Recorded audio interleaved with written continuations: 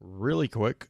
So what we've kind of done with these are the Let's Chats, I guess, series. Now I think we could officially call them that, which is it's kind of fun. We just kind of get a chance to just kind of sit down and just really chat.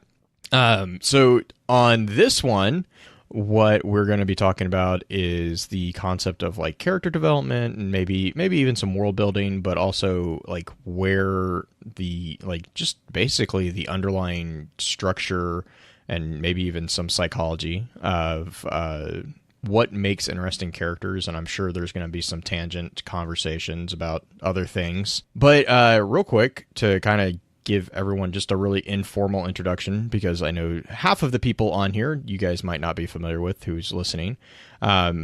We have with us, I'm just going to call you guys by the names that I know you.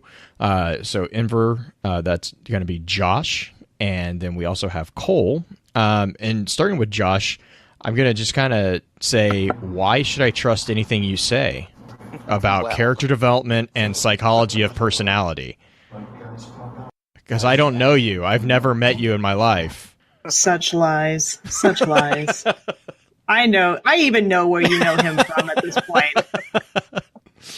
But yeah, so Josh, what is, I guess, what's your introduction, or what's your kind of, how did you get into the concept of character development, and what do you what's kind of your interest in that? Well, so I did a lot of work from the psychology that ended up in a lot of studying Carl personality theory. I ended up writing personality types role-playing games. So that kind of happened. So I guess that's. So yeah, because I know that was in college, right? You wrote the thesis about the archetypes with role-playing games. That was for. And then I know you did. Was your master's in a similar concept, or was that just? So, yeah, that was my master's. Oh, sorry, that was your master's. Your undergrad was the comics. That's right. Yes, superheroes and how they just about society. I'm all about cultural stuff like that. Mm-hmm. Mm-hmm. And Kole, what about you? What got you into like character development, world building stuff? So way back in the day, I used to build role-play simulators for an online grid called Second Life. I would build it pretty much like building a video game level. So the structures, the scripting, the textures, pretty much what you see in like just a regular video game level. I learned how to do and upload to this virtual grid, which is 3D. And not only would I build the worlds, but I'd write the factions, the backstories, the NPCs, the barks for the NPCs, pretty much just make a video game for clients. And then once I got behind the times, because they switched from one system. What the heck? Spotify? Is it having troubles? Listen to music! Listen to me! It just told me to shut up because I was speaking for more than 30 seconds. Wow. What the heck? Excuse me? Anyways, I don't know why it's doing that. I don't know how to turn that off, but whatever. But yeah, so I used to build full-on simulators, and once I fell behind the times of what the systems were being used, I just switched over to actual novels, which were all self-published on a website I used to have, and I think I've written I've written 3 Destiny novels, 6 standalone novels, did world building for 17 different universes, and now I'm working on my next standalone novel. Nice. Nice. Mm-hmm. I've done a lot. And I saved the best for last. Green, right? Yeah. I don't, as far as like character building, like I've done DMing and stuff like that for games and done that angle of things. I haven't done any sort of world simulators or anything crazy like that, but I do run a pretty popular RP account for a Destiny RP. I run Pet Revenge, everybody, if you haven't already figured that out. Been on a bit of a hiatus lately, but so I don't know as far as like legit you should listen to me, but I can do some things. I can figure out stuffs. I can do things. I can do connect. things. I connect the dots. I make good stories. Hey, that's all that matters. Mm-hmm. But so I guess I'm gonna really just kind of. I mean, this, like I said, this is kind of a unstructured one. So I don't know really where you guys want to start. I know both you or Kole and Josh were both really excited to get a chance to get on and chat about the topic, but I didn't really have, I'll be honest, I didn't really have a game plan because I was like, all right, let's chat about stuff. So I guess what these turn into 90% that's of the time. 90% of the time. That is kind of what happens. But I guess one question I've always kind of, I always hear and I always kind of get caught up in is what makes characters, what hooks people. I know with games like with Destiny, obviously, sometimes the characters we kind of gravitate towards characters who are much more complex, such as Cade, even with Eris a little bit. The ones that are not as 2D, even though thankfully that's becoming more or less popular. Rare. But like with first person shooters especially, I think it's difficult to kind of give characters that give that connection, whereas with we were talking I was talking about the Tomb Raider series before we started and how like the characters just really hook you, and I think that's a strength with single player games. But I was curious, I know there's some psychology behind the character design, but do you guys have any insight or any thoughts on what makes it for an interesting character that would actually make connections with people? You want to start with Kole? Yes. Kole. That sounds All like right, a plan. so what I have found is that people gravitate relatability, so if they can relate to the character anyway, see a part of themselves in them, that's who they really latch on to because now they're sort of in that universe. With something like, I don't know, you're saying you're playing Tomb Raider? Mm-hmm. That's not even a good example because I've never played Tomb Raider. Pick any solo RPG. Skyrim, ESO, Elder Scrolls, Let's see. Oh, Mass Effect would be a good one. Yeah, Mass Effect that is actually a really good one. So with Mass Effect, you are Commander Shepard, and people who have played the Mass Effect trilogy, I'm just talking the trilogy, not including Andromeda. Mm-hmm. People who play these games, they want to explore the universe. They want to go on these great adventures and going on different planets for the first time that no one else has. And when you initially build that character at the selection screen, whether you're in the first one or the third one, you have the ability to choose one of three backgrounds, but the backgrounds are actually very vague, but they're relatable in some way. So like either your parents were military or you were an orphan and grew up on the streets, or I can't remember what the third one was. I always picked orphan for some reason. Actually, I do know the reason. I am an orphan. So yeah, that's why I chose that background. Mm-hmm. But people want to see themselves in these characters because video games, movies, what have you, is a form of escape. So it's like Mass Effect, people really connected with Commander Shepard no matter what the character looked like or what background they chose because they are that space explorer. Now with Destiny, it's a little bit different because even though we have the backstory of, yes, you woke up just outside the wall, or what used to be the wall, and you're being chased by Fallen, so many people, and it's probably millions upon millions of people, have created their own backstory, and their character was res somewhere else. Mm-hmm. And that's one thing I know why the Destiny community has exploded the way it has is because people create these stories inside their head. And so they're not a player sitting there in the chair. They're actually their guardian, and they have this huge, long backstory. And some people connect their backstories to other actual players. And I think that's one reason why we connect so well with the characters we play is because we put a part of ourselves in them.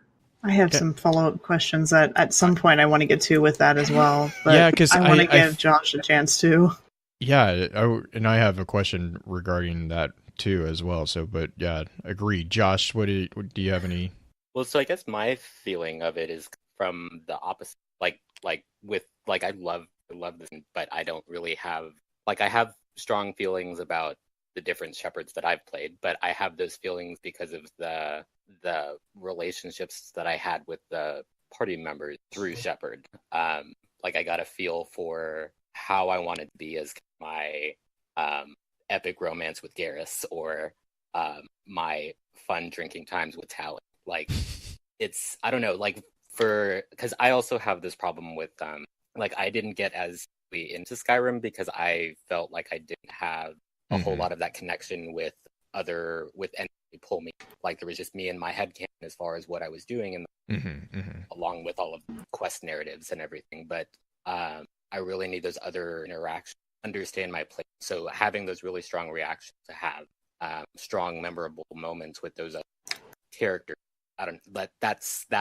I'm not sure how necessarily that's like what formula there is for that, but that's how I find myself relating. Okay, so would that make it easier for you to enjoy Destiny? Because pretty much our character development is our interactions with the people around us. Not necessarily, yes, we have all these adventures that we go and do, but you're constantly interacting with the Vanguard and various entities, beings, enemies, whatnot.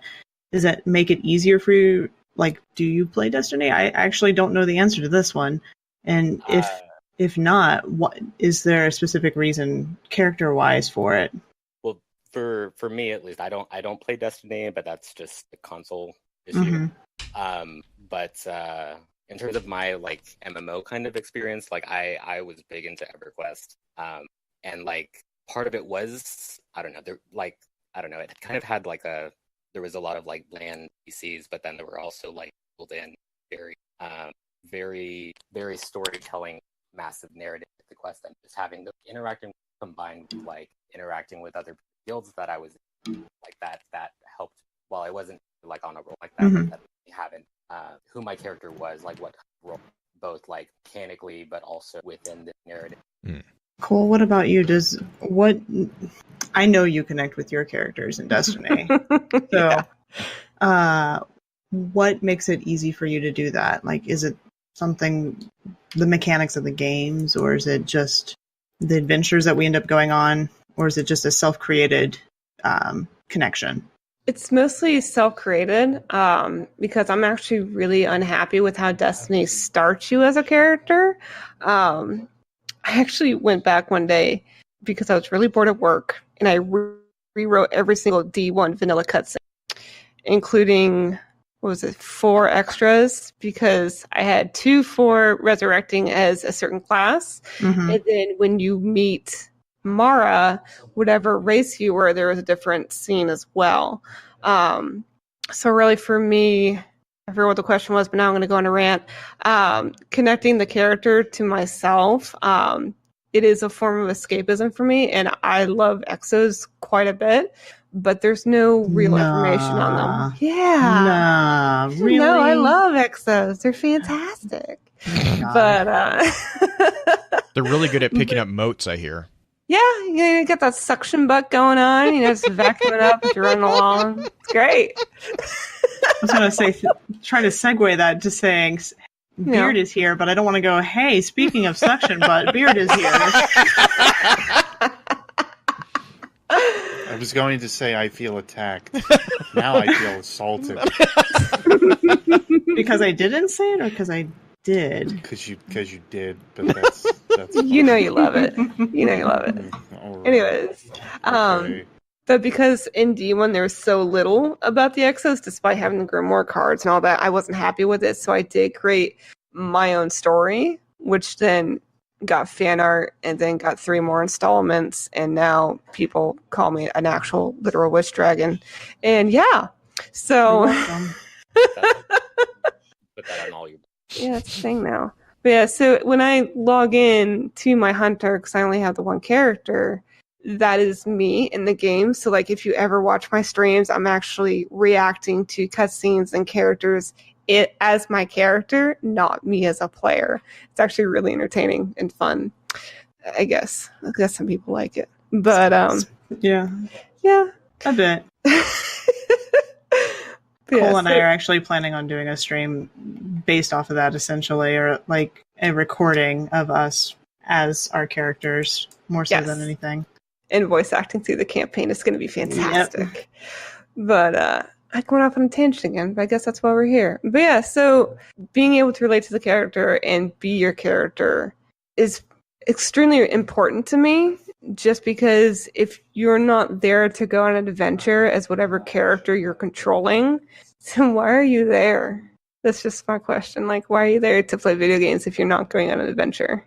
Some That's people just me. just do it purely for the competitive aspect of it. Well, yeah, I did that with Halo, but you know what I mean. Right. Well, but I mean, even with Halo, though, that you get people who jump in there. And Yeah. I was actually going to say what was really interesting is you had the conversation about, you know, the immersion and wanting to explore open worlds and new worlds and all that. And I was the thing that popped to mind immediately was No Man's Sky, because No Man's Sky is literally a blank slate. Like it, I mean, it really is just completely no explanation, no anything.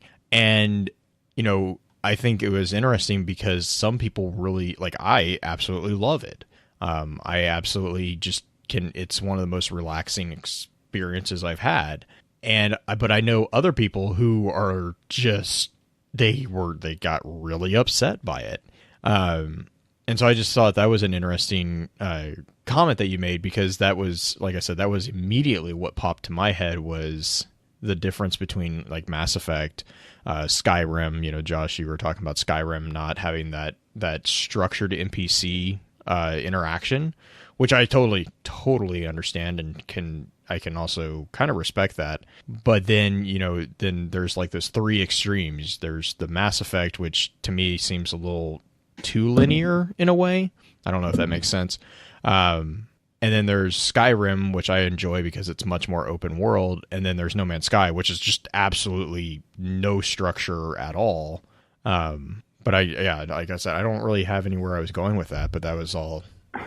That's what's fun about these. There's like there's no pressure no for direction. me to connection to anything, Right, which is why it's dangerous. Beard, do you connect to your characters when you play? You mean my whole one character that I have? Yes. Your whole one character? Well, I mean, I guess I could say the same thing. I only have one character. Yeah, I only No have my shame. one.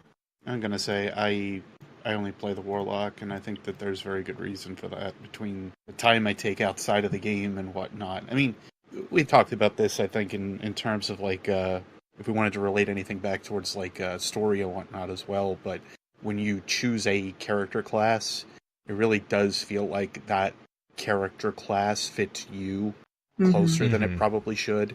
So like the Warlock's personality is just me. Asher And Mare. inevitably. And Inevitably. I would easily say that that's the case when it comes to me. I don't know. I totally get that some people just play the game and go, well, I'm just min-maxing and that's it. I did that back in the day with World of Warcraft. I am very over that because there's different ways that you can go with things. You can sit and enjoy a game for its competitive aspects, or you can sit and enjoy the games because it's going to immerse you, and that usually also carries down into things like the story as well.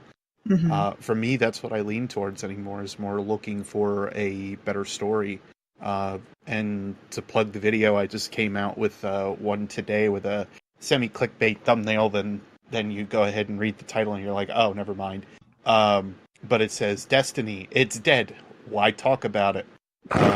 But it's me basically stating, you know, this is why I still love Destiny and why, you know, storytelling as a whole is, one, not simple, and two, because other games have yet to really catch my interest near as much as what Destiny has. The overarching elements that it has and everything else. So, like, that's why, like, the Warlock class in general, I have a reason for saying this long tangent that's why it still kind of appeals to me to this day, from playing it since day one, and still basically being a Nova Bomb main since day one. I'm playing the same thing over and over. Doesn't affect me because it links with me. I get that. Yeah, in general, I'm pretty much the same there as well. Yeah. I don't know. I'm waiting for something else to grab me, and nothing has. And I think that is a testament to either what it is that I play in terms of like the Warlock, or what it is that Destiny is as a whole for me. But then I can say the same. Like, I don't stick with one set of weapons or anything either. Like, I tend to switch those out fairly often. Mm-hmm. So I'm flexible in that right. I still like to experiment with different things and sort of mess around with different equipment and whatnot. But if I'm stuck with at least one thing, it just feels like every time I try the Titan or the Hunter, it just does not feel right. We feel the same about you. Yeah.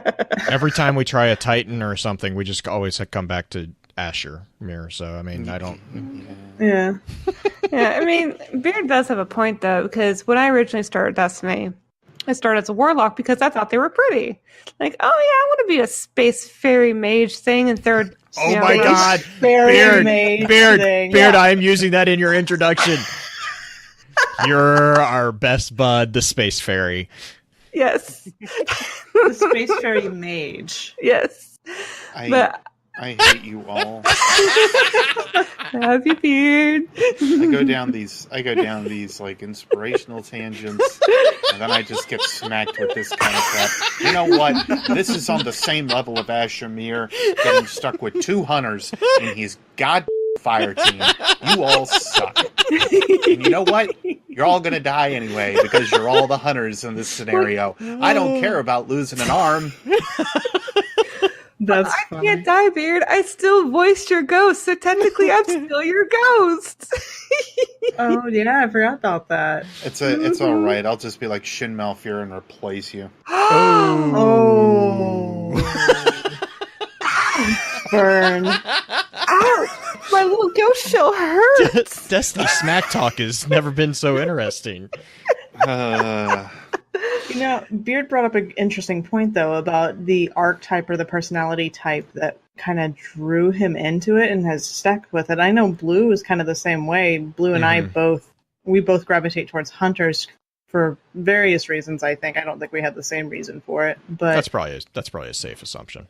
Yeah. The archetype, though, the archetypes of personality, it's an interesting discussion to bring in because we have 3 archetypes in Destiny, whereas in other games you have multiple play styles built. Like Skyrim's a great example. You have anything from Khajiit to Argonian and Wood Elf, and their play styles. Their play styles more than like personality archetypes, I would argue. Like with Skyrim. I would argue those are, like with Destiny. I guess, yeah. Because Destiny, the only reason we have personality archetypes is because we have others that we're tied into. That's if you think about Khajiit. Mm-hmm. Khajiit are known as kind of the ruffians that are trading and whatnot. Khajiit is innocent. Khajiit is innocent. Khajiit's my favorite race to play. It's the one that I always play. But look, as long as you're not playing a high elf, I'm okay with it. Yeah, basically. I won't judge you unless you play then. Then you're a Nazi person who needs to get shot in the face. Anyway, if you play a high elf... I have a strong feeling about high elves. I'm glad I'm Argonian then. Jeez. Argonians are awesome. Tell, Blue. Oh. You never... Yeah, just go watch some of the Skyrim playthroughs. That's like one of the races that I actively would be like, oh, hey, look, he's 5 miles away. We're going to walk that way. And I'm going to chase him. This is... There might be reasons that never got into anything Elder Scrolls. You know, I never connected you did with WoW. anything. Well, yeah, I did WoW. Yeah, that's very true. Like I know that was your Elder Scrolls, basically, because I played that for like 9 years off and on to begin with. The only difference is one had a subscription fee and the other just stole your life. They all stole your life. Yeah, it was a subscription fee of years, not of time, not money. But I'm curious how much the archetypes are universal throughout games and just in psychology in general. Because I know that's kind of actually my topic. Green. Yeah, Green. Actually, I'm looking because I have notes because I did actually write a couple articles about that, and those are actually up on the Lore Network. Nice. So to jump in on that too. Yeah, go for it. On like Anthem and Warframe, Mm-hmm, of them kind of have the same ideas that have sort of popped up. Because you had like Battlefield, I think, kind of started a lot of it with like the medic or engineer class, if you will. Yeah. And that sort of starts some of the mentality ideas or personality ideas. But then you see Destiny or Warframe, which I think micromanages the personality ideas a little bit further. Yeah, I would say, got, I would say it a little bit further, I would argue. Especially with the frames, the way that they kind of build themselves, for sure. But then you've got Destiny and Anthem, which are very... Like, you've got the Ranger that's like, you know, Guile, or Guile's theme, where it goes with everything, or Ryu, however you want to say that or balance it. But then you've got the other three that are mixed in with it, and they are... like very different in terms of their overall play styles. The Colossus and Storm. The Riot Shield, and you've got the magic user, and then you've got the thief, and then you have the standard warrior assault type that runs around and just goes blam blam and I'm fine. I like the blam blams. Let me interject as someone who's written over 2,000 jokes based on purely archetypes. You don't have any experience in this. Oh no, none at all. I don't think I need your opinion on this. They don't need my opinion on this. But, How would you shut up for a second, Space Fairy? Dang. We're gonna put that mature rating on. We need to have her back on. I mean, look. She's another hunter. If you get Kole and I in the same room, it's and awful. we get fired up, it's awful. It's definitely the warlock screaming at the hunter, and Ikora's just off in the distance going, "Dear God, please shut them up." Yeah, basically. Yeah, but anyways. So do all of you, sorry, so do all of you really stick to the same type of role and play style with all of the games that you kind of play? Yes. No. Yes, that's the hilarious part. I don't play warlocks or mages or anything similar in any other games. Destiny, I don't know what it is about it, but I play the caster type, if you will. Any other game, I play the rogue. I know why, Any other Beard. game. I know why. Why? Because the bathrobes are so comfy. I mean, I was thinking more because of space magic, but sure, okay. The bathrobes are really comfy, though. Yeah. I mean, 801 does craft them very well, so sure. That's your girlfriend now, huh? No. No. He wishes. Green, you had made the comment about the three personalities three archetypes, and the way I to go back to that, the way I look at it is the class is kind of like the dichotomy, and then the subclass within Destiny's world. The subclass is kind of your mindset or your temperament within that dichotomy. And if you look at the concept of dichotomy, and this is probably going to trigger a long conversation on psychology, but knowing full well that I'm going to continue. I guess I'll just mute my mic then. Yep. Here we go. All right. So if you look at like dichotomies in general, you kind of have really, depending on the groupings that you look at, it tends to gravitate around three. Those are the honor shame culture, the fear power culture, and the guilt innocent cultures. And if you look into those, and this is actually what those three articles that I wrote were about, if you look into those three dichotomies or those cultures, there's a lot of connections to be made for the three classes that we see in Destiny. The Titans are definitely the honor shame culture. Your fear power culture, I believe, was the warlock, I want to say, and then the guilt innocence was the oh man, I just blanked on which one was which. Honor and shame is the Titan. Honor and shame is the Titans, because if you look at the description of Titans, they definitely align. Like, you take into like Code of Chivalry, the Bushido, the Knight's Code, all those things. That's definitely heavily influenced on the Titans. If you look, sorry, I'm flipping through my notes here. If you look at the Hunters, you'll see a lot of reference to, I think it's the guilt, or the fear power, because they talk about nope, that's a snapshot notes. Hang on, sorry. This is what happens when I go on tangent conversations and I've not planned on it. Just pass it. Here we go. Sorry. You can probably hear me flipping through these. As a good warlock does. Yeah, it's kind of funny that I play a hunter sometimes. But like the connection. At least you're a hunter I could talk to, and you won't just like pick your nails at. I try. I try really hard. That's hand you on collarbone, you'll make the wrong wish. Josh, did you have something you wanted to say while Blue is getting his notes pulled together?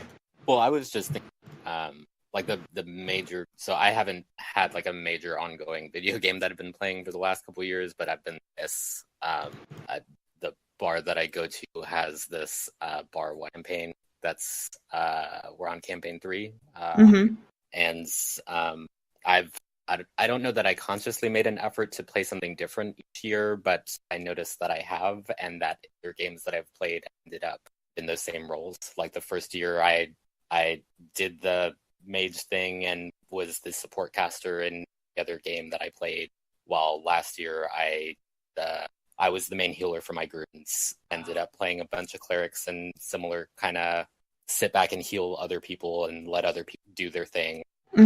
Other games that I played, and this year I've somehow found myself in a tank role, which is kind of weird and uncomfortable for me, but also like feels like all powerful and awesome. Blue says you sacrificed people. He's like calling you out in chat.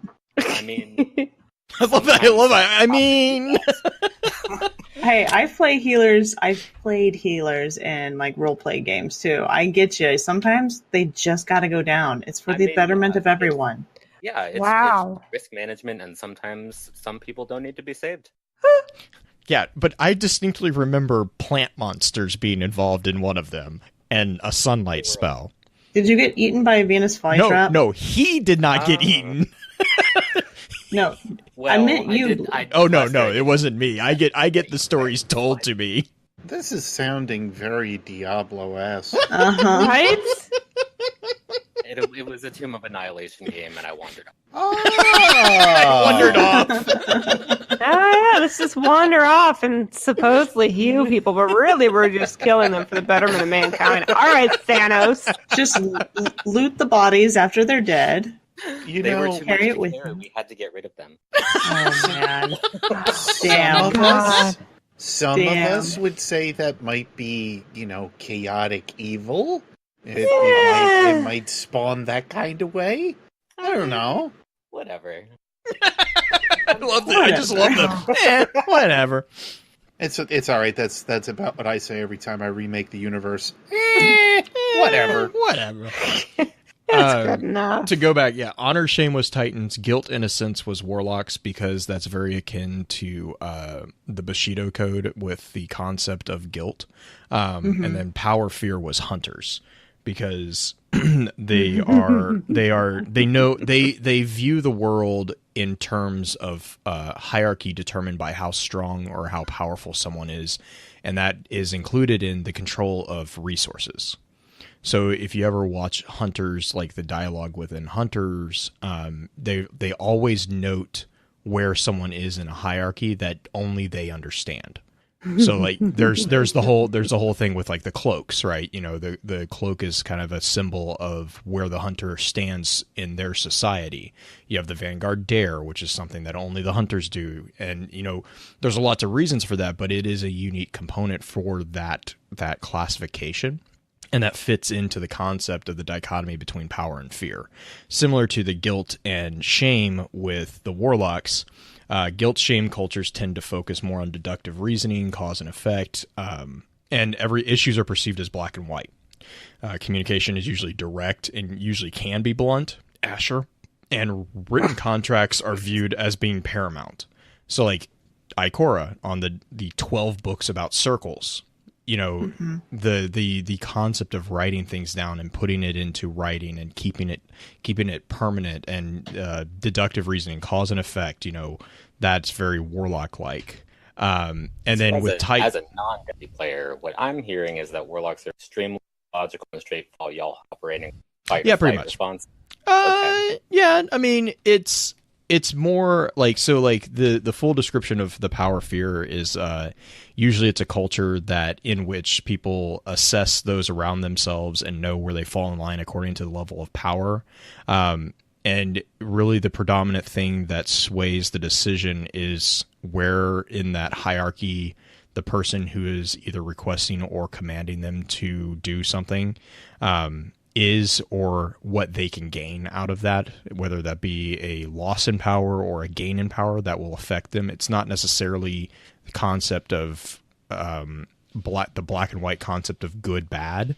It's more of it's a very much more individualistic kind of culture.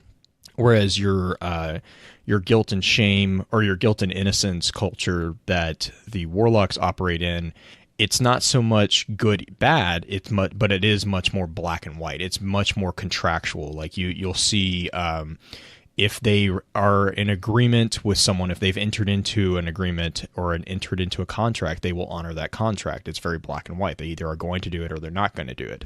They're very logical in that sense. And then the Titans, as part of like the more honor shame concept, is a culture that tends to be very relationship driven. So the decisions that are made in that type of culture are very relationship.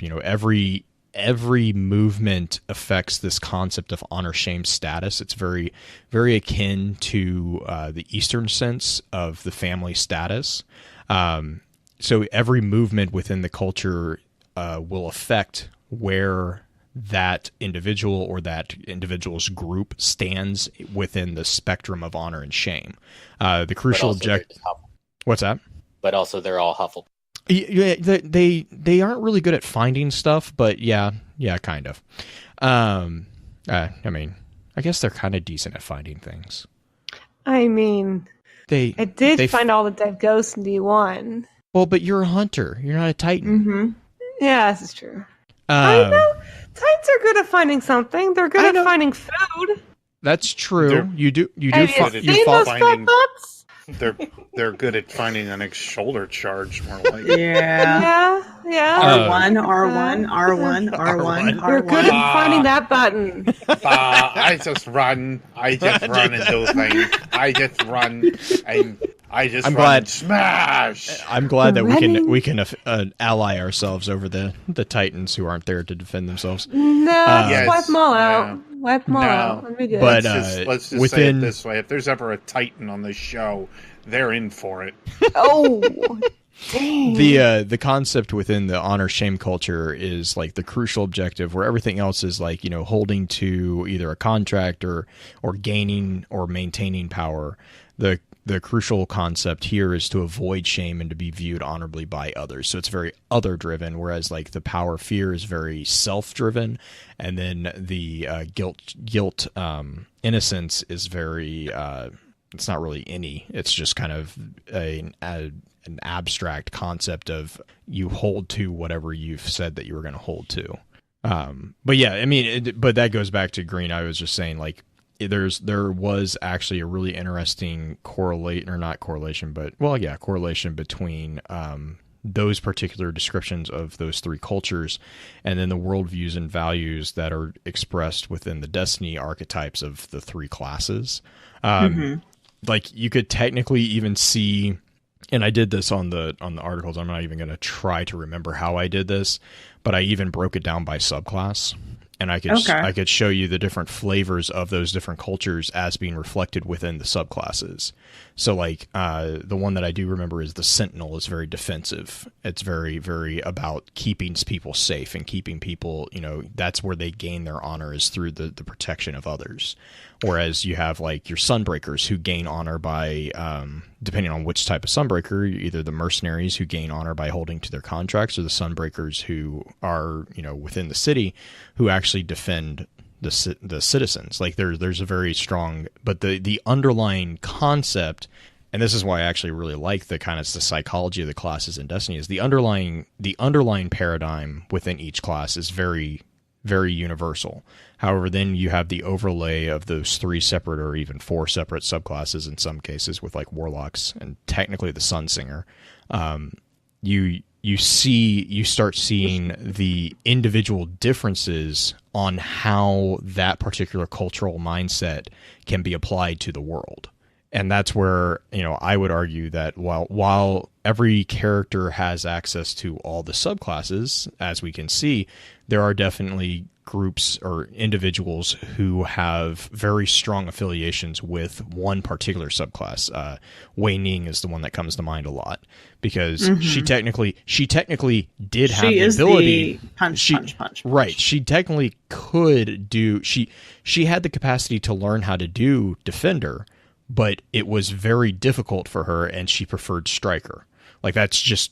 It wasn't that she didn't have. It wasn't that she wasn't able. It was that her personal manifestation of the energies that resided within her flowed in that particular approach. And it's just if you look at it from a psychological standpoint, it's very akin to the concept of like archetypes, or the concept of even the Myers-Briggs, that personality concept, like how those things are the enneagram that you and I have been talking about.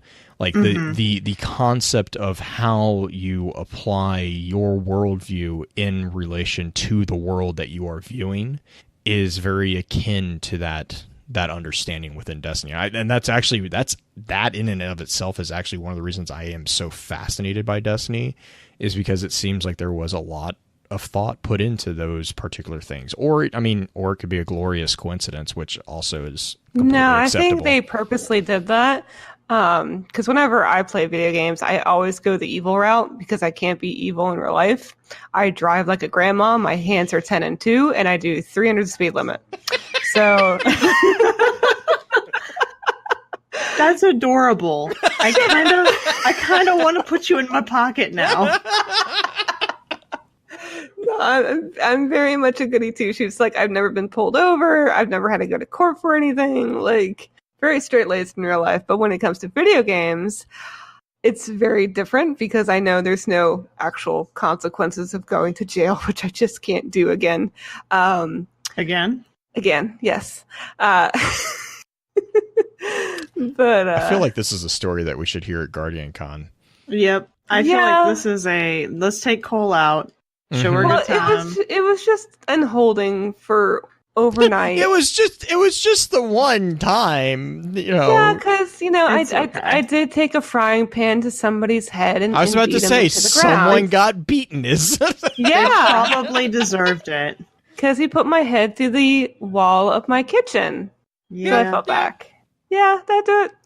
Anyways, lesson learned: don't mess with Kole. No, because I'll beat the tar out of you. But in video games, I usually play a very evil character, and this harkens back to my Second Life days when I would build the simulators. I would also manually play a lot of the NPCs to do like storylines and stuff that I got paid to do and all of that. And I don't even think I could tell you guys the worst scene I ever wrote because it's too much for the show. That's how bad it is. But to go into Destiny, I do have a very strong connection with Night Stalker because they are the mysterious ones. I absolutely love the Void because, again, it's very dark and mysterious, and it's a hungry entity that's using my hands to take a whole bunch of souls, which is great. That's your excuse. Yes, that's my excuse. Yes. Which is great. It's great. So fantastic. But here's my question. Mm-hmm. Blue's main is a Night Stalker. I want to see what his reasonings for it, how it differs to yours after you're done with your let her finish real quick and then I'll. So I play an EXO. I absolutely adore Night Stalker. Like when I saw the trailer for TTK and there was the bow with the Void, not even kidding, I was in my chair sobbing. I was so excited to have a Void bow and to be a Night Stalker. And to have the mentality of, I have this weapon that I can take down any super with, which I have been complimented by Crucible Radio for my accuracy with a Night Stalker bow, which is fantastic. Just to be able to eat someone's light and just bring them down to just a normal little guardian and just crush them into the freaking ground. And yes, just eat the arrow. It's just fantastic because I love it because you just feel like such a mighty hunter when you do that. And as an exo, you're a robot. You're not even organic. There's nothing organic about you. But to command the void, to take down your own kind as a guardian and just tear them open and tear out the light and eat it in front of them, it's just fantastic. Sometimes But you yeah. just need a good cackle. Yeah. That's why I like Night Stalker so much. And put a sweet button on the end of it. That's what I heard. I'll scare the living piss out of you, but I'm going to put a sweet button at the end of it just to confuse the tar out of you. Yeah. Yay! I'm going to eat your soul. Guardian Con is going to be hilarious. Anyways, so why do you like Night Stalkers, Blue? Because I don't like people. There we go. That's why we connect so well. Because I'm like, wait, it's a hunter that even for hunters doesn't like other people? Yep, that's mine. I like that one. Yep, Like, pretty much. Quantus Ray is my spirit animal, I feel like. Just the void in general. But, I mean, I think the other thing for that, too, is the Night Stalkers are akin to kind of... They seem like they're the ones that understand more about what's actually going on within the world around them. Not so much as like a warlock, like the abstract information or knowledge, but they're much more cognizant of what is actually happening. Like when you get the description from Tevis, he calls that out. He says, like why so many hunters can't do the Night Stalker is because of the fear that they have of the void. It's something that they don't understand and they don't like. It makes them uncomfortable.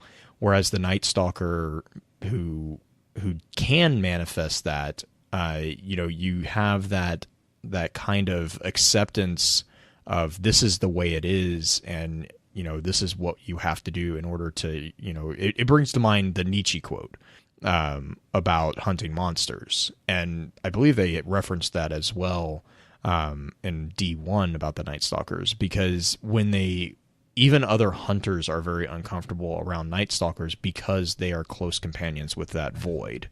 They're close companions. They're close companions with something that is both natural and abnormal at the same time. It's something that defies understanding, but is 100% natural. And that's a very uncomfortable thing for a lot of people. Mm-hmm. But to me, that's that whole kind of concept of like searching for knowledge. It's not always going to be the happy, research in the library, blah, blah, blah. And even though that's a gross oversimplification, because you have the void locks, right? Your right. void walkers are very, very akin to Night Stalkers in that approach. Is that's that why Beard and you get along so well? Well, and I was going to say the other thing is like that's why I have a lot of respect for like the Praxics as they've been shown in the lore, is because the Praxics, it's not that they disagree with search for knowledge, it's they disagree with the method.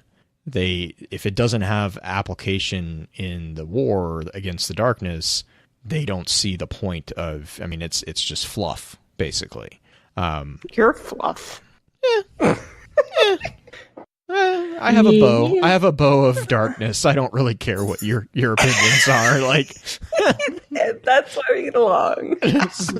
But I mean, and so that's like to me, it's more about like the Night Stalkers definitely tend to seem, or they seem like they are much more concerned with actually doing something than I'd argue almost than any other class. They're the ones that are going out. Like the hunters are already the scouts. They're already out in the wilderness. Which is why, like, I respect what the Titan orders. I respect what they profess. But again, that's why I kind of am partial to the Firebreak, is because again, they kind of take that and they're like, no, the best defense is an offense. Like, it's not just, and I don't want to, it's not cowering, but it's not just building walls and staying behind them. It's actually taking the fight to your opponent. And so the hunters already kind of have that as an archetype.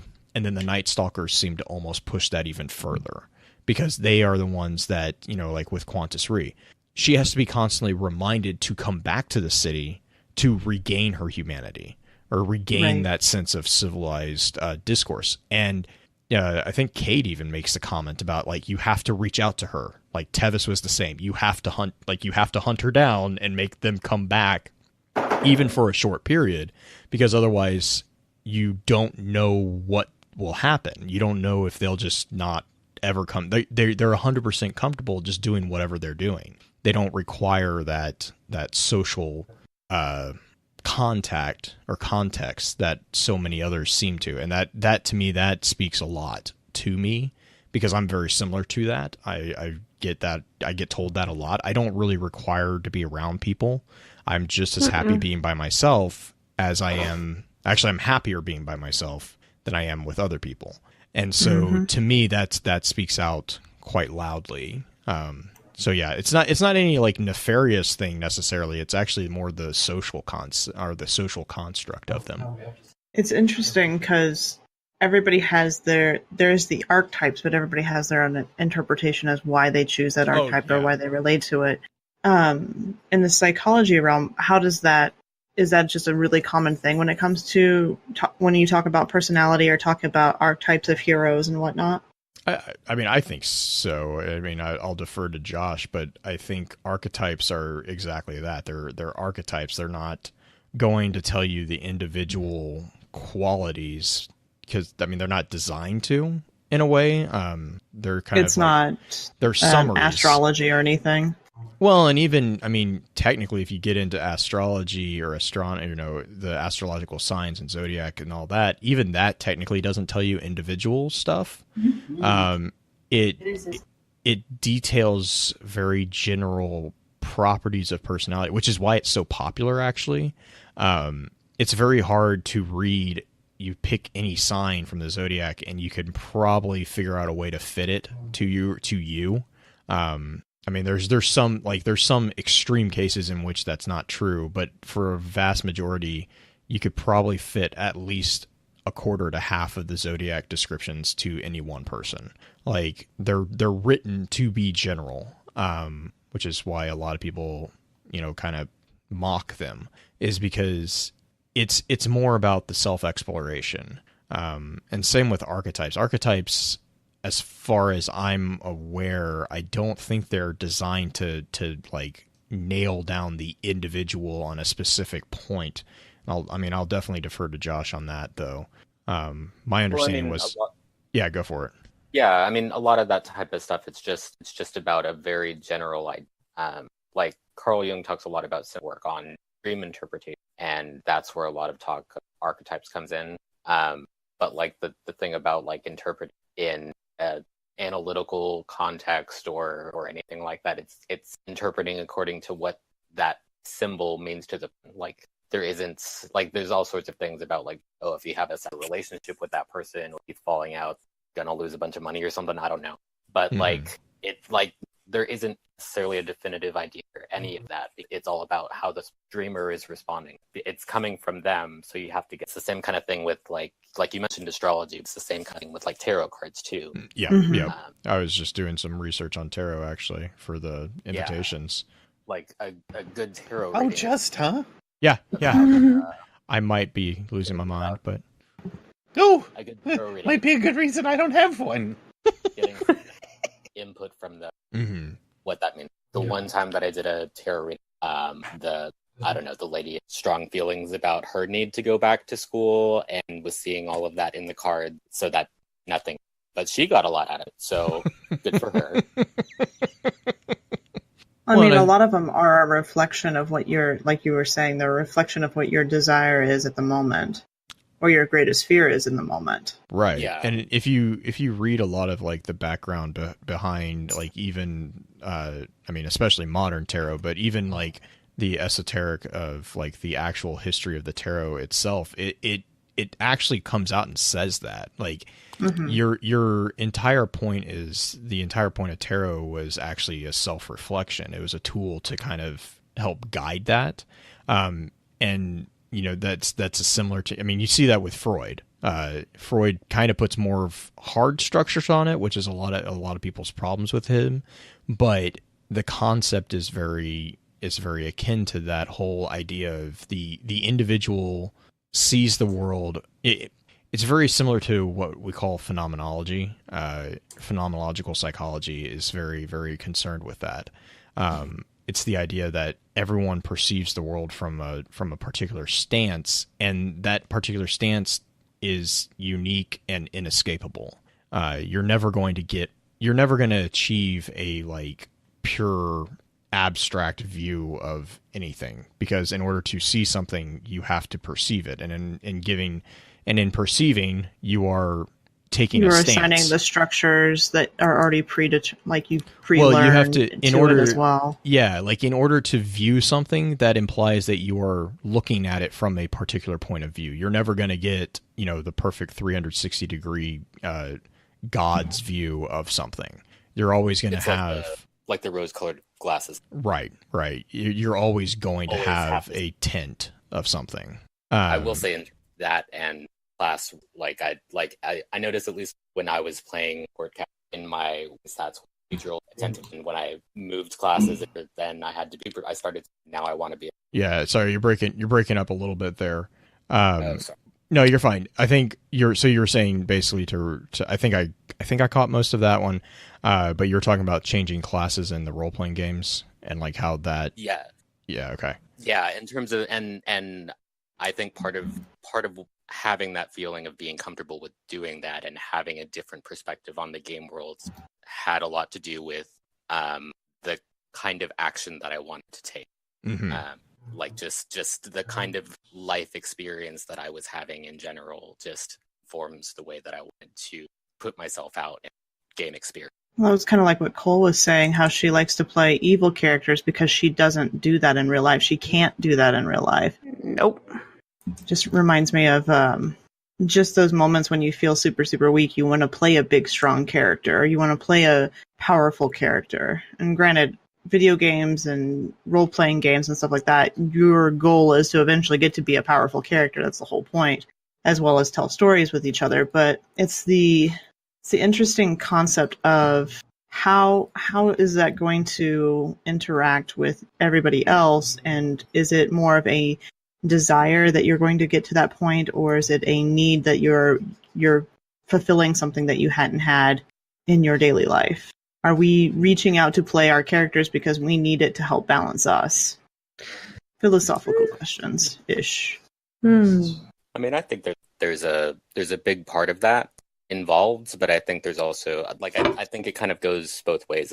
There's a little bit of the escapist fantasy and wanting to fulfill a need that you're not getting. Also, I don't know. Also, kind of just like the feeling of whatever action permeating the rest of it. Well, and I think, Josh, wasn't that also part of what your the master's thesis was a little bit, was recognizing the parts that were driving the choices? I'm a little bit. So part of the thing with Jungian personality theory is like Jung's personality types ended up being the basis of the Myers-Briggs kind of thing. But from Jung's perspective, it's like there isn't like one personality type for every person, and it's not like you're going to be that same type forever. You just kind of put on different hats depending on the context. So all of the psychological things are part of every. There's just different. There's just a different variety of what becomes dominant, what context. So it's it's a ever-changing mixture, really, more than a static. Yeah, I mean, people are dynamic, and that mm-hmm. life experience has to change. Right. Yeah. Well, that's kind of Green. That's kind of why our conversation recently with the whole Enneagram concept. Mm-hmm. That's where my interest kind of got piqued too, because like I see a lot of potential within that particular. That's also why I've been really kind of interested in the tarot, like as far as like a guide for self-interpretation. It's very interesting because it's completely open to evolving, whereas the Myers-Briggs, there's a lot of things to criticize with the Myers-Briggs. One of the strongest ones, in my opinion, is that it is kind of rigid, which there have been some attempts to try to like fix that, but it's not an easy thing to break, sadly. But I think that's an important thing to consider too, is that, you know, similar to the way life experiences affect us, that, you know, it just needs to be recognized that does actually, it does change people. Yeah, I don't know where I was going with that. Well, there's the whole we're role playing, or we're playing our characters here, but there's also the whole concept of character building and fleshing out a story. And Kole had to step away for a second. Her computer kind of crashed on her, so hopefully we can get her back in here to talk about it, because developing a world where, and I'm sure all three of us, or all four of us, Blue included, can talk about the concept of developing characters for like a D&D campaign. Mm-hmm. Or that just you're world building in general, yeah. Right. You're developing multiple characters and multiple stories, or at least opportunities for stories, because that's the whole point of your NPCs. And I think from a tabletop, I think that's the important thing for a DM to realize, is that you're not writing a story, you're creating a world in which people can act, which is what is the awesome and infuriating part about being in a tabletop game. Whereas like a video game, it's very, you know, bop, bop, bop, bop, bop. You have this, you have this to do this and to do that, to do that. Like you can have quote unquote side quests and everything, but really honestly, it's very linear, as far as like even Skyrim has a very linear gameplay when compared to like tabletops, because at the end of the day, you have a main mission. Like, you know, they can pretty it up as much as they want with everything, with open world and all that. But even the open world has limitations, whereas the tabletop, your limitations really are your players' imaginations, which, like I said, as a DM can be endlessly infuriating. And if you don't understand what I'm talking about, just go watch Critical Role, because it happens all the freaking time on that show. Yep. Mercer, or Matt Mercer, who is the DM, who is an amazing DM, has like, he's gone on record saying that he's made like these just complex storylines, and then they get sidetracked by killing a goblin. Like, it's just like random, smash it with a hammer. Like, it's prestidigitation. It's just hilarious. Oh God, oh my God, that. So many problems can become a thing. Well, so there's a story about one of the games that we played with my wife. She was playing a paladin that was obsessed with cleansing? Yeah. Well, no, she wasn't a paladin. She was what was she? She was a paladin. Was she a paladin? Was that the one? So goddess of beauty or something. She was obsessed with keeping her armor clean, and so I was playing the rogue, and then we had another friend of ours playing a sorcerer, and both of us had the prestidigitation spell, and we literally, and it was a cantrip, so it costs nothing to cast. We literally the entire time made dirt on her. Made a magical smudge right in the middle of her armor, no. So her character was constantly distracted. Bless it, Blue. This is why GMs can't have nice things. Josh was the GM. Yeah, Blue's a troll. Yeah. Oh my God! No, sorry. Blue's a troll. I never would have guessed. that reminded me. Sorry about that tangent. Oh my gosh, that was so funny. But I don't even know where I was saying with that before that. But no, world building. Sorry. No, the thing with world building too is like there's really when it comes down to it, there's kind of like two big philosophies. Like either you start big and you work down, or you start small and you work up. And you know, with D&D especially, but with most tabletops, you'll see the ladder of that one. You'll start with an adventure, and then that adventure kind of connects to another adventure, and that connects to another adventure, and this all connects into a campaign. That's usually a concept of, and there are, generally speaking, there are going to be, you know, aspects that the DM is aware of going on in the world, especially if the idea is to make a campaign out of the adventures. Then there are going to be other things like, you know, and D&D is very common because they have already so many resources that kind of do all that work for you. You have campaign settings like Forgotten Realms, Greyhawk, Ravenloft, any of these, they have basically books and books and books that are explaining, hey, if you want to start at this year, this is what's going on that you can fit into your game. You don't have to, but it does most of the work for you. Whereas with like video games, Destiny is actually a prime example of the former. I've said this quite a few times, but Destiny 1 was really about building the universe. And now you see in Destiny 2, they're ratcheting in the focus onto individual characters. And that's kind of working from the big point of view into the smaller point of view. And if you've never had to do that, I really urge people to go out and just kind of use that as a thought exercise if they haven't, because it's revealing, and it's also really, I think it's just a really good exercise. But you start realizing just how much thought goes into any of these things that we enjoy. There's a lot of thought. I mean, spoiler alert, there's a lot of thought that goes into creation of any video game.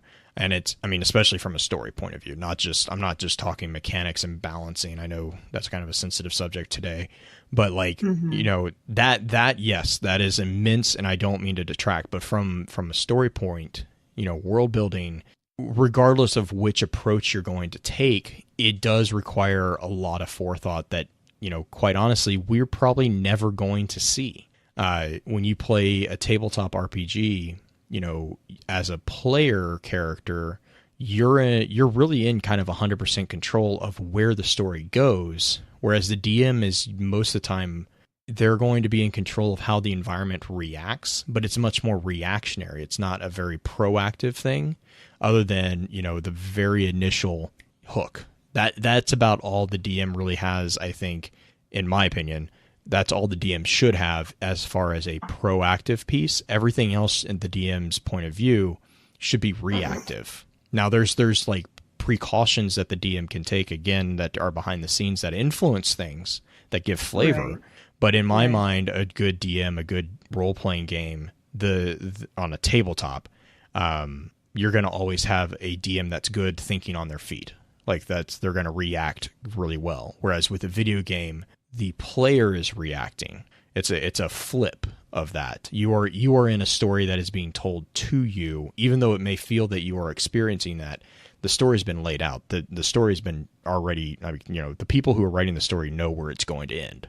Whereas with a tabletop, you have no freaking clue where it's going to end, because you can meet Bojangles the Goblin, who you were going to kill, and then you end up rolling a 1, and you end up caressing him, and he becomes your best friend.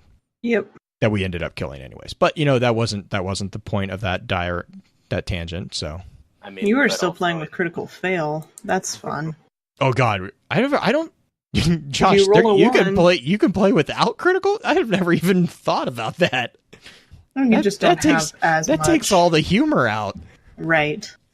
I go to push the goblin off the cliff. Instead, I lightly caress him.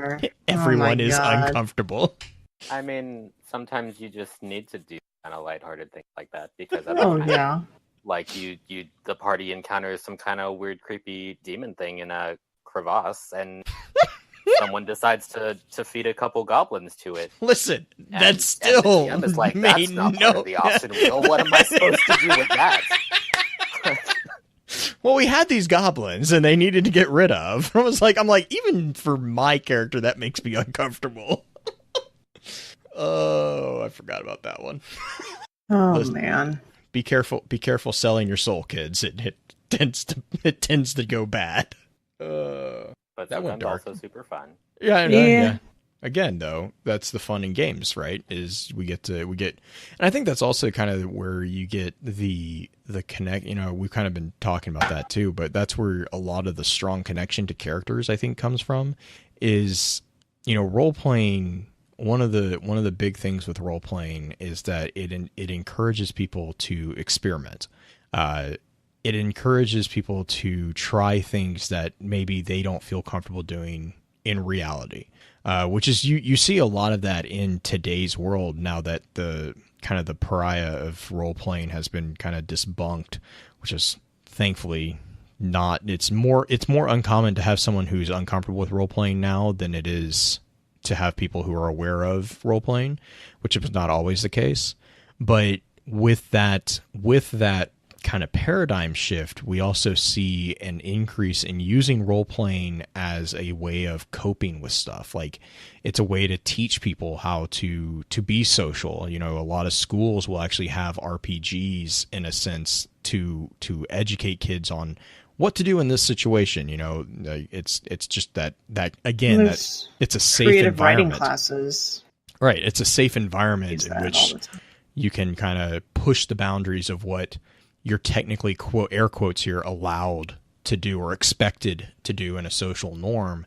And you can safely experiment those boundary pushing without really having any strongly significant like reality consequences. I mean, I'm not going to say there's not consequences, but there's nothing like you're not going to go to jail, you know, for doing something in an RPG that is illegal. You know, World of Darkness is a huge example of that entirely, because with Vampire the Masquerade, Werewolf the Apocalypse, you know, those types of games are built around the concept of a very, it's not dystopian, it's just a world that is very, very broken. Very political world.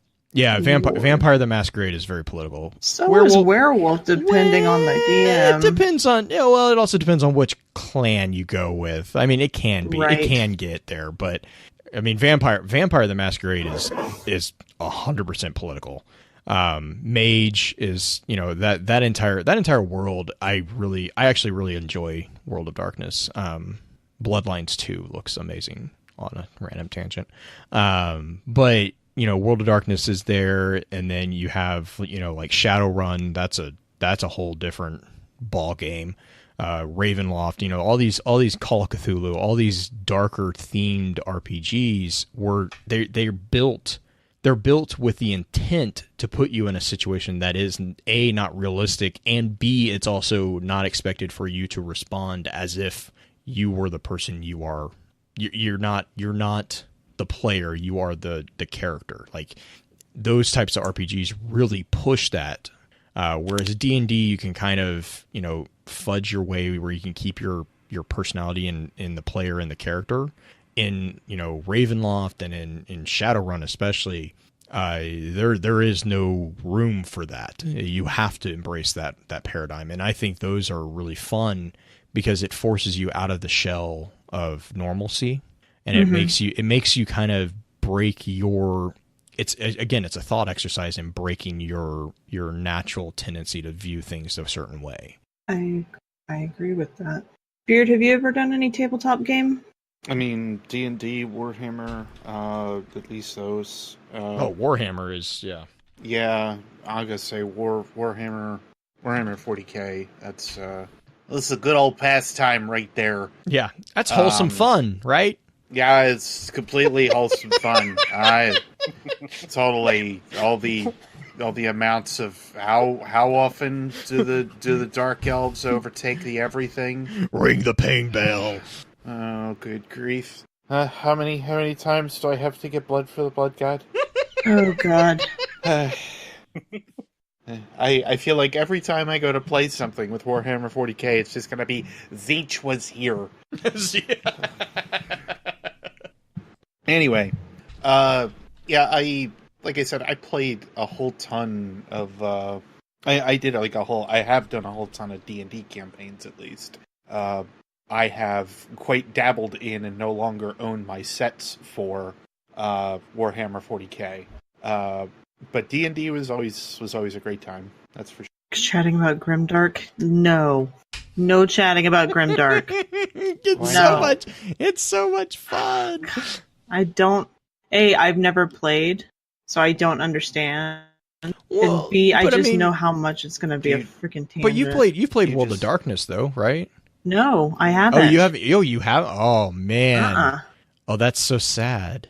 Like that. Sad. That's so sad. Like World of Darkness. I've never played Warhammer. I know about Warhammer. I've never played the tape because first off, Jesus criminy, that is a large investment of time and money to actually play that particular tabletop version. And one move can take possibly an hour. Yeah. It's a problem. It makes Axis and allies look fast paced. It makes chess look like a kid's toy. Yeah, it's really the amount of like annex and tactics and strategy. Well, and then you have the different maps that everyone. Oh my god, no, Warhammer. It's fascinating. Like, it is really cool to watch, but I don't have any interest in playing. Like, I love the level of detail that Warhammer enthusiasts put into their work, but then you get them talking and they kind of scare me. Which I completely recognize. If you're going to be putting that level of detail into that, you are going to know the first and last name and the personal history of every single character you have. Like, that's right. I'm completely cognizant of that. But yeah, like, World of Darkness is a different flavor of the same dish. It's grimdark, but it's a much more, I wouldn't say it's more political. It's a different flavor. Like, it's a different aspect of that same genre. Right. You have Call of Cthulhu, Ravenloft, all these different ones. Slay Industries was an indie title that I loved back when I was really heavily playing the tabletop. Those are all kind of based around that concept of grimdark. And grimdark, really, the fascination I have with it is the concept of, again, that thought exercise of, okay, hey, what would this be? What would this world be like? You kind of see that with Destiny, Division. Anthem is along that same concept. The reason I like Destiny is because there's an underlying tone of hope. I've kind of talked about that before. That's actually why I can't get into Division, was because from the very beginning, Division was kind of presented as without hope. And yeah, it just kind of turned me off. But with like Anthem, I haven't gotten into Anthem enough to kind of get the feeling if there is that underlying tone. It seems like there is. Enough. I don't. So, Beard, I know you played a little bit of Anthem. I played through most of the campaign. Have you made it all the way through the campaign? No. I actually stopped playing Anthem because I didn't feel that drawn into the stories or the missions. And that's something I feel the exact opposite with. The missions in Anthem felt inconsequential to a lot of things. There was no weight. There is actually a ton of weight to some of it. It's just the way they did it, because you are constantly put in a group of 4 random people that you don't end up talking to most of the time, because you're always matched in. You're always match made. You never play a mission solo. So you don't develop that solo personality except through the relationships that you have with the other NPCs. And those are kind of cool, but there's less choice when it comes to that than there appears to be. They do give you options of dialogue of what your character says, but it doesn't seem to have that much weight on anything. Yeah, but it's about as good as what they did in the Old Republic MMO, because it all leads to the same exact end, and it doesn't matter whatsoever. Exactly, and that's something that I think Mass Effect kind of does that too, doesn't it? I was just about to say that. So, Mass Effect, you get to choose the color of the explosion. Oh my god. Yeah, with 3 different color endings, because a game that's coming out that is not relevant to anything here is making that joke.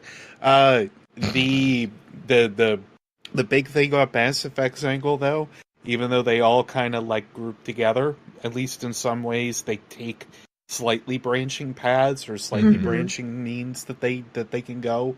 Like, of course, the good old saying, renegade for life. Or Paragon, right? Whatever.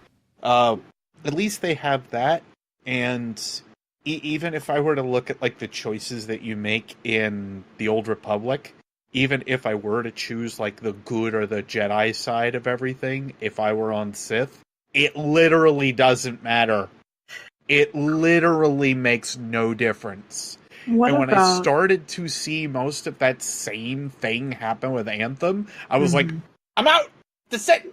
Yeah, it's a false development of story. Yeah, it's a false means of giving you control, is what it basically comes down to, which I enjoyed having those options through the early days of Dragon Age, and I felt that they were more consequential or had more impact with Mass Effect 1 than they did in probably the rest of the series, except for some like character interactions and whatnot, I think in Mass Effect 2, and to a smaller degree in 3, because 3 was just a mess.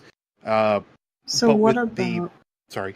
I was just going to say, you have that one, you have that style that we are all just like, ugh, we wish they would have actually given you consequence. What about games like, I think you said Nier had a lot of different endings, as well as Fabled. Talk about an older game. Fabled that series had basically 2 endings. Right. And your choices seriously did matter, and it was weighted heavily on the story, but... I mean, except for the fact that you could easily do the changeover from like good to evil in 30 minutes. Absolutely. I mean, yeah, but it felt like your impact on the world was a direct change depending on your answers. It wasn't just I mean, one ending you're amazing and you turn into a king, the next you're Thanos. Yeah, like, basically. There's no middle ground in that respect, and I can totally and completely understand that angle, but weight, nothing in Fable had weight. Well, I'm sorry. seriousness? I never. You could totally eat the chickens. I mean, chasing the chickens around and then That's how didn't I they made. attack you? No, that was Zelda. That's Zelda. No, I was gonna say, are you thinking Coco's here? Because we're gonna have an entire conversation about the way that I made my character evil to get one of the achievements on Xbox was you keep eating the baby chicken. Like you keep going to buy it, and it keeps like it's like the most incremental thing. But I was like, I didn't want to go and like slaughter entire cities for this achievement, so I was like, okay, eating a baby chicken. Yeah, that's completely acceptable. That's about as evil as you get, huh? No. I mean, in that game, I couldn't. In that game, there was a lot going on. You're a that paladin I was like, through and through. Oh my god, I'm kind of offended. I know you play rogue too. That's the funny thing. Are you a really like not like stealing things? Or are you Robin Hood rogue? Josh, do I steal things?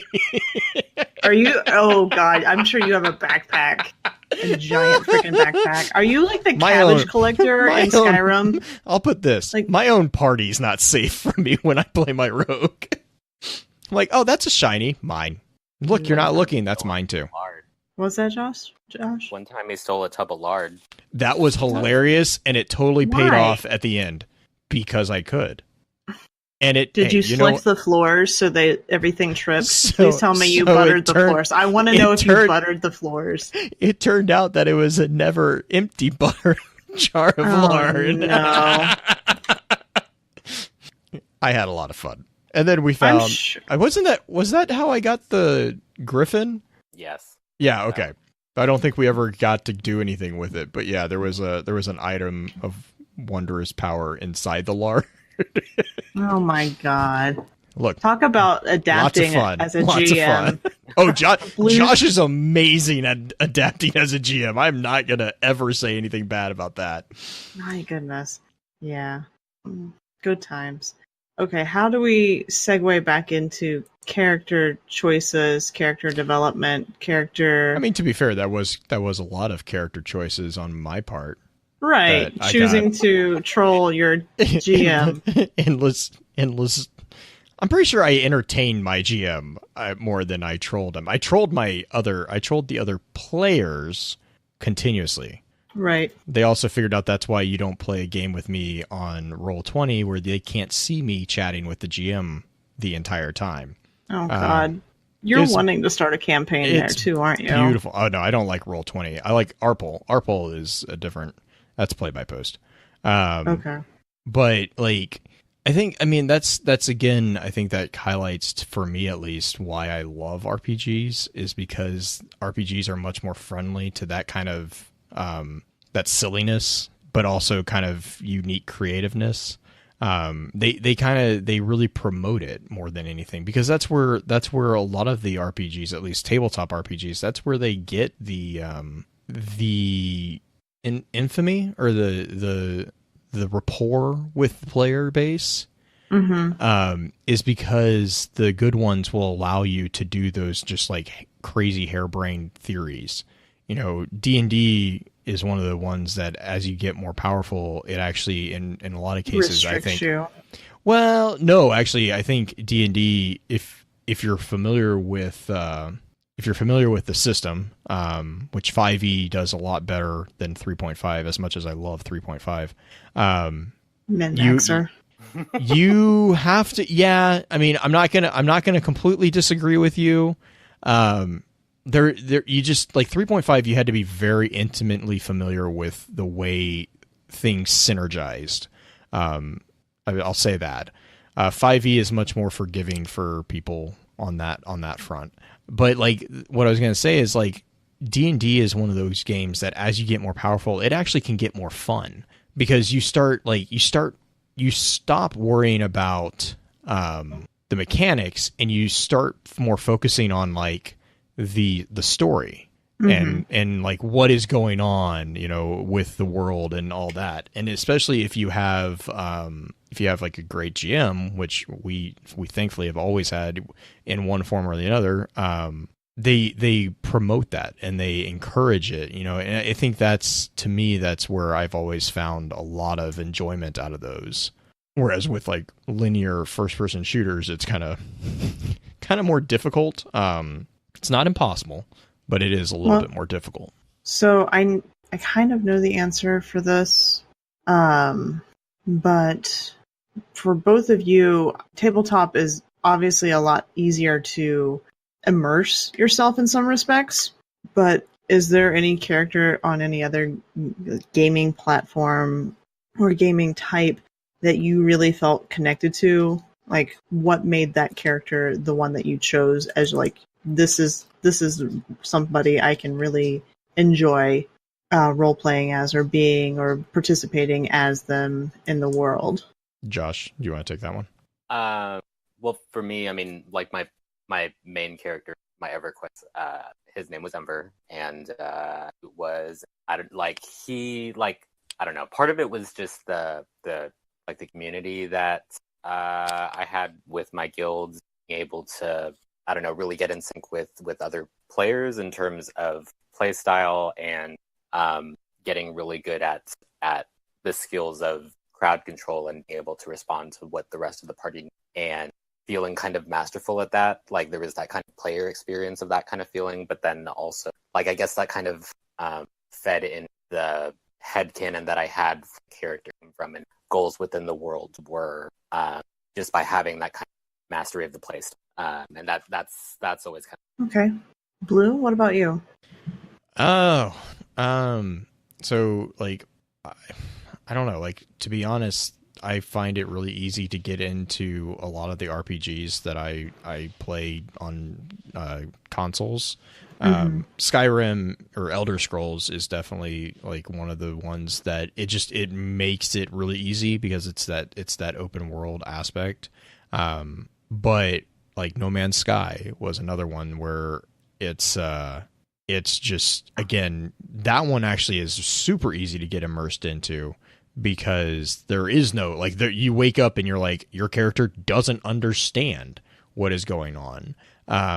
So it's actually really, really close to what you're feeling. You're like, I don't know what's going on. I don't understand what any of these alien species are saying. And that's exactly the game that you're like, half the game is trying to figure out what is going on. That's one of the reasons I really like that. You know, like we were talking about, I'm playing through Tomb Raider right now. As far as like immersing it, you know, obviously aside from the gender difference, it's kind of hard because it's a third person view. And I don't know, like for some reason, third person view really, to me, just makes it makes the suspension of disbelief really difficult. But yeah, I mean, most of the RPGs, I naturally will get into that mode of thought of like, okay, so what's going on? Where's where's this going? You know, all that. I kind of do that. I don't know.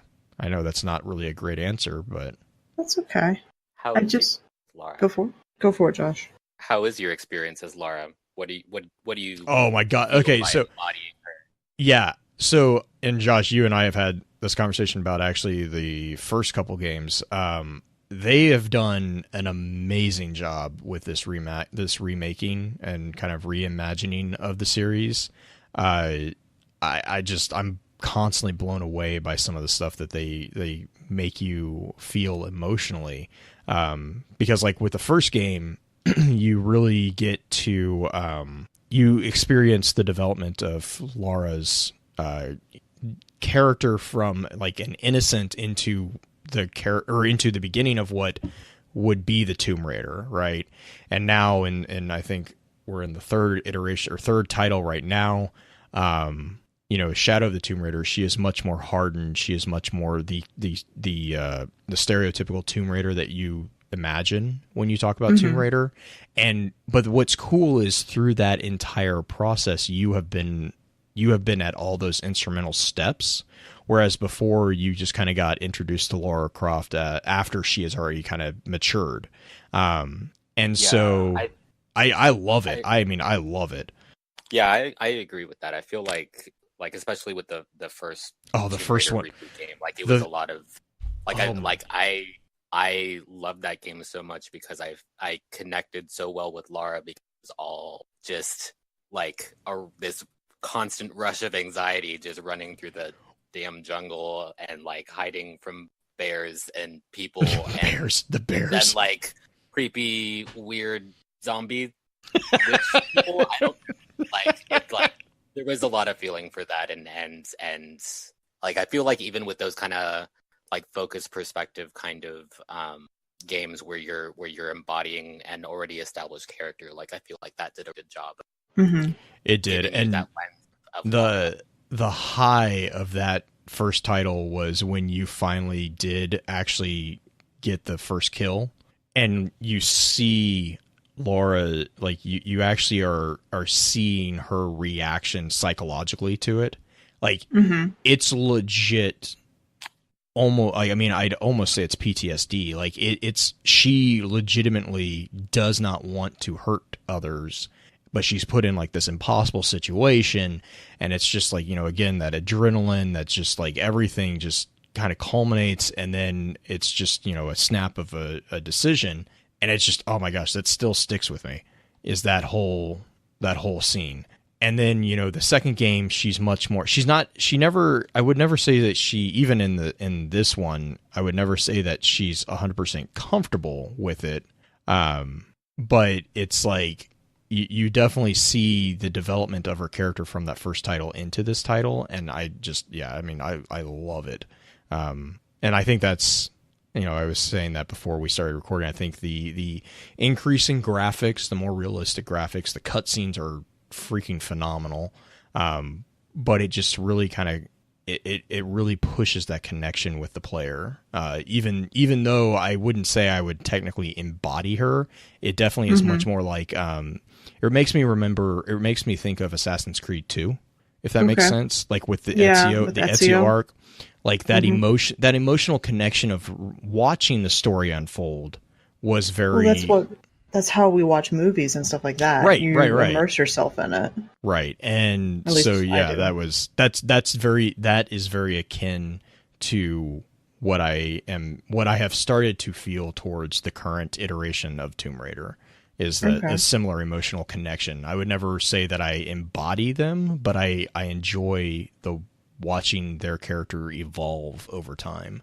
And you actually get to see that evolution. Nice. Beard, what about you? Do you find it's easier to slip into any of the like any console character or any game character more readily than others? I mean, of course I do. I enjoy ripping and tearing things very much. I'm learning so much. Yes. Do go on. Well, you know, Doom is one of my favorite pastimes. But do you do it for infinity? Why? Yes. I mean, yes. So yeah, the moment that they announced Doom 2016, I kind of went, you know what? I remember what Doom 3 was. I didn't like Doom 3. Doom 3 was not fun in the least. But the flashlight. Look, stop it. Flashlights don't work like that.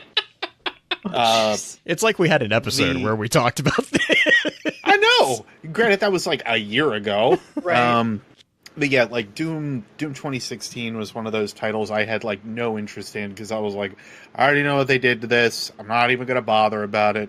And then I think it was the Zero Punctuation review that was posted from Yahtzee. And he was like, he said all the things that I had in mind. Oh, look, it's a shooter in 2016. Well, I bet we have to go ahead and reload our gun. You don't have to reload your guns.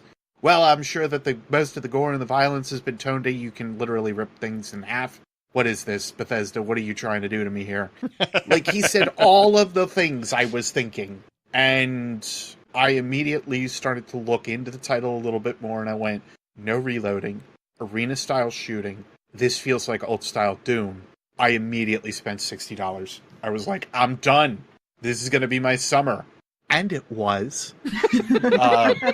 The smile on his face when he said that. And you know what?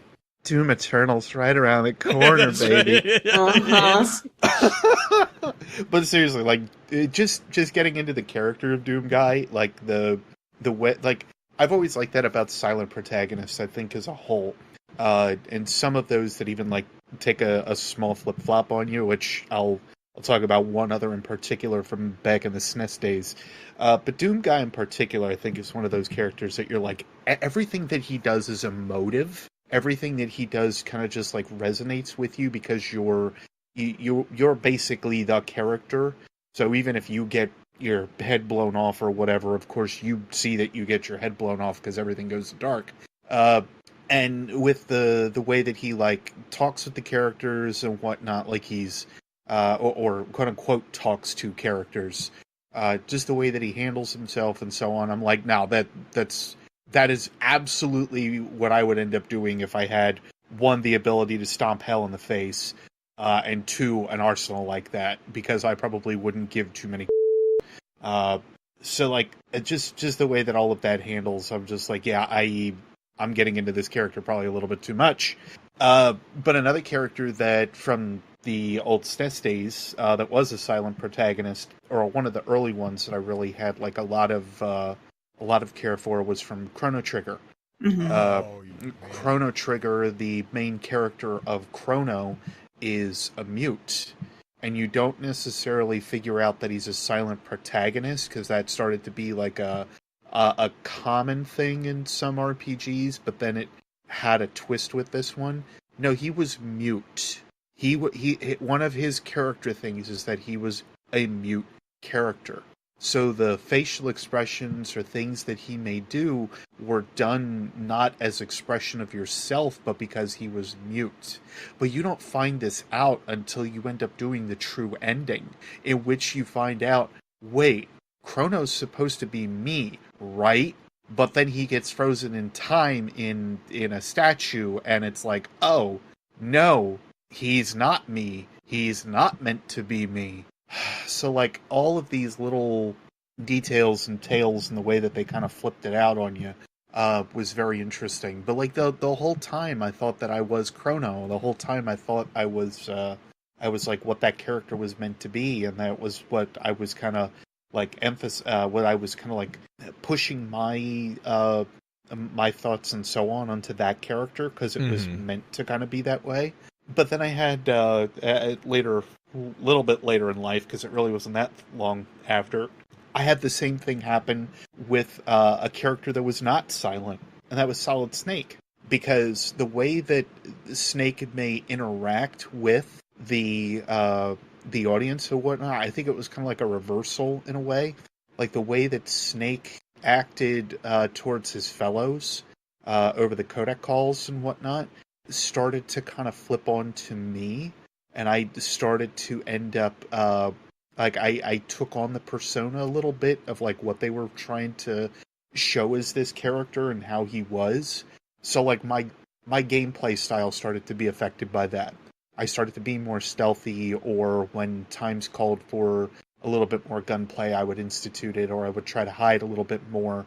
Whatever he would kind of talk about or do, I would try to emulate in my gameplay while I was playing. And this carried on throughout the entire series, between MGS1, even as like Raiden and everything as well, and then it fell back again on how it was with MGS3 and how you were Big Boss.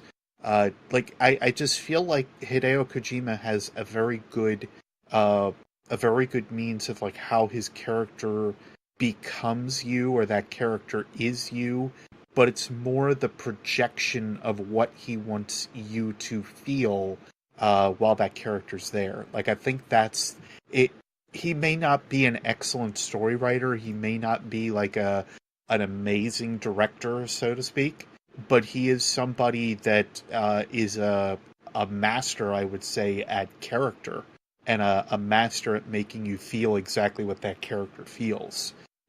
So I really do think that there are several others that I could probably talk about, but like those in particular, I think at least showcase 3 different times that I've been very invested, or at least I started to kind of project myself into a character a little bit more, or connect with them a little bit.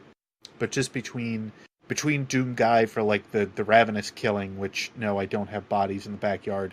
No, I actually don't stop thinking into that.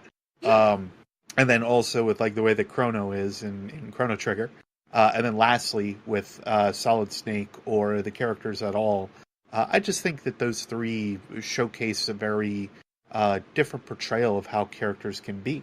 Either ones that you are first person seeing, or ones that you are seeing exactly like what it is that they are doing, or ones that you feel like you're supposed to be, but you actually even aren't. And I guess, God, I got to include it somewhere. The other one that also took like a bit of a turn over time was Dead Space with Isaac Clarke. Because in the first one, he's a silent protag, and you see all this emotive emotion that comes from him just from the fact that he is silent. Like, all of his motions and gestures are like kind of a little bit more over exaggerated than they probably would be normally. And then in Dead Space 2 and 3, he's a non-silent protag, so he's just talking and conversing and everything. But from my experience with the first one, I still feel like I'm Isaac Clarke. But if I had jumped in on the second or third one and said I won't bother playing the other ones, though, I probably wouldn't feel that way. But the fact that I have that connection still with him from the first game makes all the difference. Blue, where do you want to go with this now? I'm curious. What about you? Yeah. Yeah, you don't get to dodge the bullet. I mean, okay, so as far as characters, ironically, the only character that I really have felt strongly about while playing has been kind of the same as you, Blue, Ezio. I really enjoyed the Assassin's Creed and actually playing kind of as Desmond, even though Desmond doesn't really have much of a hand in the game. The writing for him is really interesting. Obviously, I would agree. Yeah. So I enjoyed that a lot, but as far as like role playing or like fitting into the character, it's ironic that we play Destiny so much, but at the same time, I think the only reason I feel so strongly about my character in Destiny is because I role play in general outside of the game. I don't necessarily, it's not something I would think about while playing most of the time. But that makes sense. Borderlands was the same way for me, though. I play Sirens there, and I enjoy that archetype and everything, but I don't feel like I am that character per se. It's not until I develop that story with other people that I really feel, I guess, drawn in that respect. Other games, I don't know. There's not any that come to mind that are like so, I guess, lasting as far as a response. Even with like Elder Scrolls? Yeah, because even in Elder Scrolls, even though I was the protagonist in a lot of respects in Oblivion and whatnot, Yeah, I guess I was just curious because like that's for me that's a like a penultimate blah, blah, blah. penultimate. Thank you. Instance of like a guided way into I guess console gaming for role playing. It's like it sets it up. It sets it up perfectly to It do does. role playing. In my mind, so I was just curious. Yes, I would say that. I mean, I did put 1,000 hours in Oblivion and Skyrim, both. Mm-hmm. So it's like, yeah, I think so. I think I would say that, but I don't. They're consequential in some Right. ways because it is one of those. It's a guided story, obviously. Right. In some respects, granted, you are choosing which part of the story to play at which part. And you can choose to customize your character and be the best blacksmith ever, or steal every cabbage in the entire kingdom and then release them down the hill in that one city. It is such a fun, legit strategy. Fun strategy. It is a fun strategy and really pisses off a lot of people or confuses the snot out of them. But yes, I would say, yes, I can remember my character name even. Like Cree was my baby. She was and I make an iteration of her on any Skyrim or any Oblivion or Elder Scrolls, I guess is the more generalized term. Every time I play an Elder Scrolls game, I make a Cree and I try to make her similar, but I don't know. It's more of that's my avatar rather than that's a character I'm playing. If that makes sense. Yeah, no, that does. At least to me, it makes sense. Sorry for the rambly question or answer to it, because I'm like playing Iron Banner frantically at the same time. Yeah. Mm-hmm. But yeah, I don't know. I mean, I think that's probably a good place to kind of start wrapping up. We're right at the 2-hour mark too. So that's usually a good time to start thinking about wrapping up if we haven't already. But I think also, I would also encourage / invite people if they have questions for Josh or Kole or any of us, as always, to forward us emails or reach out on Twitter. We'll get everyone's Twitter handles in the show notes, of course, so that people can, reach out that way if that's how they want. Or even if there's a particular, I don't really have like any particular question, but like if you have stories of some game that you really like, definitely let us know, because I think I'm not alone in saying this, but I might be. I'm always on the lookout for like new RPGs, even if I'm not going to end up playing them. I just like reading them because it's that creative process, that thought exercise of looking at how different writers are creating worlds, and it seems like it's a much more populated world, I guess, if you would say, for that. So I just, if you guys have a particular RPG or a particular tabletop, anything, I'd be interested in hearing about it. I know I would be. I don't know about the others, but send them in. The nice thing about tabletop RPGs is there's so many different styles of the rules and styles of the way you play it. Yeah. Well, actually, a friend of mine is working on he's a writer. He started with writing books very similar to Brian Jacques, or Brian Jacques, rather. Redwall and everything. But yeah, like, he started with writing those. He finished that series up. And now he's actually writing he's getting into technical journals, but on the side now he's starting to write role-playing books and guides. Nice. So that's his next step in his technical writing, which is pretty cool. They both follow very similar paths in a lot of rights, so I find it very interesting that he went that way. But he's always been like a super gamer, so to see him kind of following along with that is pretty interesting. So hearing his little bits and pieces for like what he's done with considering for the tabletop and everything, and that he's kind of getting close to the testing phase, I'm just like, well, that's really neat. Like they go through the same kind of construction as I would say a lot of video games have to as well. Like they're just the same, and in a lot of rights, like we take so much from them that translate into games today as well. So very much if you want to know where everything started, like that's where it is. As easily a place for you to kind of figure out like where everything began for video games. Mm-hmm. I mean, aside from the whole fact that asteroids existed along with like tic-tac-toe and Pong and whatnot, but those don't necessarily count. What, you don't mean that's not an RPG? Hey, they're making a movie about asteroids. I wouldn't put anything past them. Are they really? I thought so. I have to look. I know I saw something pop up a while back, but I'm hoping that I hope that maybe they realized how silly of an idea that was. It wouldn't shock me at all. I mean, yeah, never mind. I'm not even going to say what I was going to say because I don't want to give anybody the idea. But no. There are other simple Hollywood games that I would always expect more than asteroids. Mm-hmm. Hollywood is always listening. Don't give them ideas, please. They're you like, never know when Uwe Boll is right around the corner. are they like the government? They always have you bugged. Mm-hmm. That's a safe way of thinking about it. Josh, do you have any like final thoughts or anything that we didn't get a chance to go over?